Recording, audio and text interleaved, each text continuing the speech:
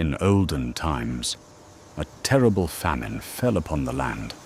The fields lay empty. The wind moved through dry grass and carried no scent of bread. One evening, a poor beggar woman walked from house to house. She came to the richest home in the village and asked softly for shelter and a crust of bread.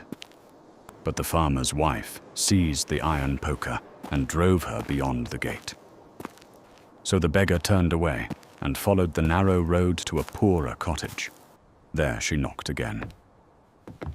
"I ask only a corner to sleep and a little bread to quiet my hunger."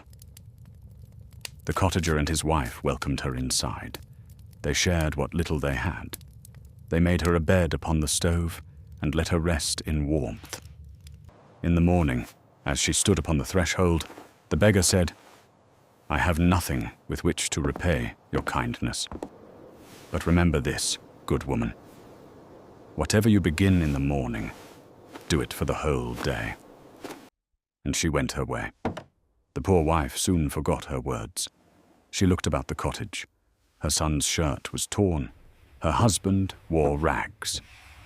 "There is still a little linen in the chest," she thought. "I will sew a new shirt."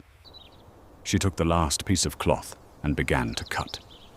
She cut one shirt, then another, and still the linen did not grow smaller. She cut for her husband.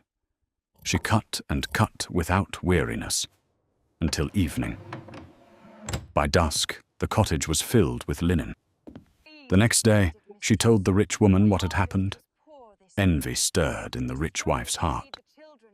"If I had let the beggar stay, this wealth would have been mine." And so she waited. At last, one evening, she saw the stranger upon the road. This time she welcomed her warmly. She fed her well. She laid her upon the softest bed. In the morning, the beggar spoke the same words. "Whatever you begin in the morning, do it for the whole day." Before the stranger had even finished speaking, the rich wife laid coins upon the table. "If I begin with money," she thought, "I shall gather it all day long." But no sooner had the beggar left than a fly settled upon her nose. She drove it away. It came back. All day long she chased the fly from her face, and never once did she touch the coins. By evening, the money lay exactly where it had been, and so, through greed, she gained nothing at all.